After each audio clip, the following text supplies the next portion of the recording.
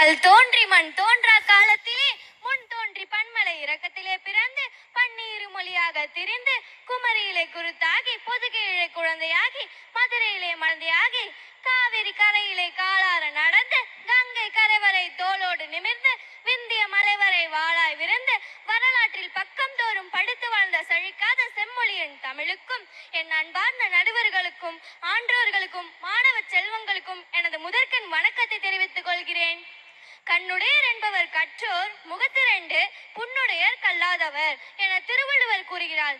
அதாவது கல்வி கற்றவர்கள் கண் உடையவர்களாக கருதப்படுவார்கள், கல்வி கற்காதவர்கள் இரண்டு கண்கள் இருந்தும் கண் இல்லாதவர்களாகவே கருதப்படுவார்கள். இத்தகைய சிறப்பு மிக்க கல்வியே எதிர்காலம் என்ற தலைப்பில் உங்கள் முன் பேச வந்துள்ளேன். கற்காமல் இருப்பதை விட பிறக்காமல் இருப்பதே நல்லது, ஏனெனில் அறியாமைதான் தீவினையின் மூலவேர் என பிளாட்டோ கூறியுள்ளார். ஆம், இருளை நீக்கும் ஒளிவிளக்காக அறியாமையை போக்கும் அமுத சுரப்பியாக திகழ்வது கல்வி. இன்று நாம் விதைக்கும் கல்வி எனும் விதையே நாளை எதிர்காலம் எனும் விருட்சமாக வளரப்போகிறது. ஒரு மனிதனின் வாழ்க்கையை செதுக்கும் ஒளி எது என்று கேட்டால் அது கல்வி என்று தயக்கமின்றி சொல்வேன். உலகத்தில் எத்தனையோ செல்வங்கள் உள்ளன, ஆனால் கல்வி செல்வமே என்றும் அழியாதது என கேடில் விழுச்செல்வம் கல்வி ஒருவருக்கு மாடல்ல மற்றையவை என திருக்குறளும் கூறுகிறது. மனிதனுடைய முழு திறமைகளின் வெளிப்பாடே உண்மையான கல்வி என மகாத்மா காந்தி கூறுகிறார். தனது திறமையால் கல்வியால் உயர்ந்த மேதைகள் பலரை கூறலாம். சமீபத்தில் திருவாரூர் ஜிஆர்எம் பள்ளியில படிக்கிற அக்கா பத்தின செய்தியை நான் ஒரு நாளிதழ படிச்சேன். அவங்க பேரு வைகயோஷனா. அவங்கள டெல்லியில நடந்த குடியரசு தின விழால கௌரவிக்கப்பட்டாங்க. ஏன் அப்படிங்கிற காரணம் எனக்கு ரொம்ப மகிழ்ச்சியா இருந்துச்சு.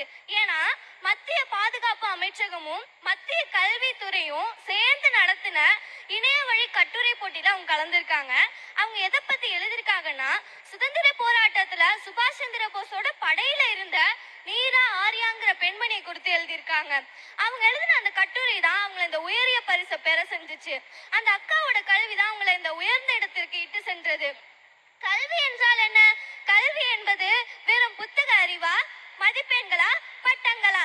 இல்லை இல்லை, மனிதனை மனிதனாக்குவது கல்வி, சிந்திக்க கற்றுத் தருவது கல்வி, சமூகத்தை மாற்ற சக்தி அளிப்பது கல்வி. இதைத்தான் திருவள்ளுவர் தெளிவாக கூறுகிறார். கற்றதனால் ஆய பயனின் கொள் வாளறிவன் நற்றார் தொழாரேனின். அதாவது நல்ல பண்புகளை உருவாக்காத கல்வி கல்வியே அல்ல. கல்வி ஒருவரை உயர்த்தும், அறிவு ஒருவரை நிலைநாட்டும். இன்றைய உலகில் பணத்தை இழந்தால் மீண்டும் சம்பாதிக்கலாம், பதவி இழந்தால் மீண்டும் பெறலாம். ஆனால் கல்வி இழந்தால் இழந்த வாழ்க்கையை மீட்டெடுக்க முடியுமா? ஏழை பணக்காரர், ஆண் பெண், ஜாதி மதம் என்ற எல்லைகளை கல்வி உடைக்க வேண்டும்.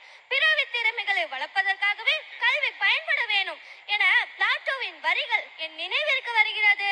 கல்வி எதிர்காலம், இது வாசகம் மட்டுமல்ல, இந்த உலகின் உண்மை. ஒரு காலத்தில் மண் இருந்தால் விவசாயம் இருந்தது, பணம் இருந்தால் வியாபாரம் இருந்தது. ஆனால் இன்று அறிவு இருந்தால் மட்டுமே எதிர்காலமே இருக்கிறது.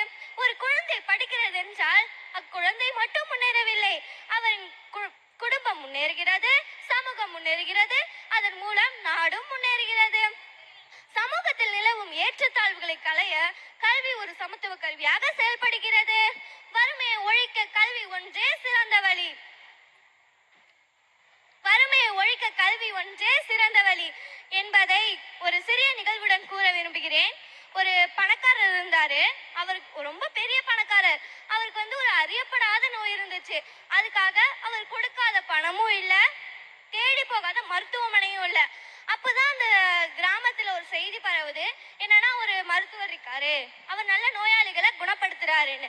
அதை கேட்ட பணக்காரர் உடனே நம்ம இத்தனை மருத்துவமனைக்கு போயிருக்கோம், இங்க போக மாட்டோம் சரின்ட்டு போயிட்டு வராரு. அங்க போனா அங்க மருத்துவர்கிட்ட சொல்றாரு, எனக்கு இது மாதிரி ஒரு நோய் இருக்கு அப்படின்னு சொல்றாரு. அந்த மருத்துவர் அது என்ன நோயின்னு கண்டுபிடிச்சு அதுக்கு சிகிச்சையும் அளிச்சிடறாரு.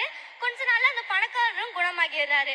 சரி, நமக்கு இப்படிப்பட்ட நோயை அவர் குணப்படுத்தியிருக்காரு, நம்ம போய் ஒரு நன்றி சொல்லிட்டு வருவோம். பணக்காரர் போறாரு.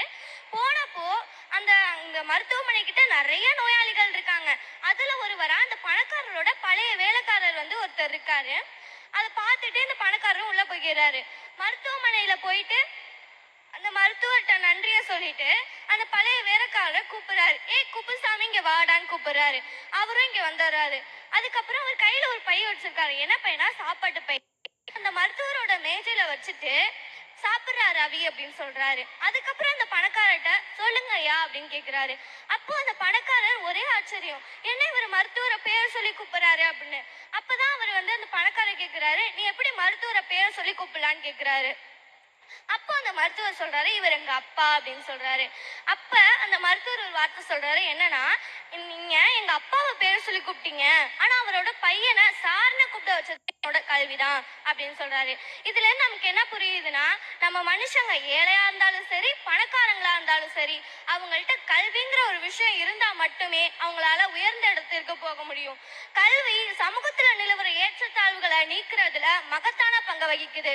கல்வி எல்லாரும் சமமாதான் பாக்குது. இப்ப கூட அசுரன் படத்துல கடைசியில தனுஷ் சார் சொல்லியிருப்பாரு, நம்மள்ட்ட காடு இருந்தா அதை எடுத்துக்குவாங்க, பணம் அதை புடுங்கிக்குவாங்க, ஆனா கல்வி இருந்தா அதை யாராலையும் வாங்கவே முடியாது. நீ அவங்களை எதுக்கணும்னு நினைச்சா நல்லா படிச்சு முன்னேறி நல்ல ஒரு இடத்துல போய் அதிகாரத்துல போய் உட்காருன்னு சொல்லுவாரு. அது மாதிரி நம்ம எல்லாரும் நல்லா படிச்சு நல்ல அறிவார்ந்தவங்களா மாறும்போது நம்மளோட சேர்ந்து இந்த சமூகமும் முன்னேறும் என இறுதியாக கற்கே நன்றே கற்கே நன்றே பிச்சை புகினும் கற்கே நன்ற என அவையின் வாழ்க்கை வேதவாக்கை ஏற்று நாம் அனைவரும் கற்போம் முன்னேறுவோம் என கல்வியே எதிர்காலம் என்ற தலைப்பில் பேச வாய்ப்பளித்த அனைவருக்கும் நன்றி கூறி, கற்றோருக்கு சென்ற இடமெல்லாம் சிறப்பு என கூறி என் உரையை முடிக்கிறேன். நன்றி, வணக்கம். அருமை, பாராட்டுக்கள்.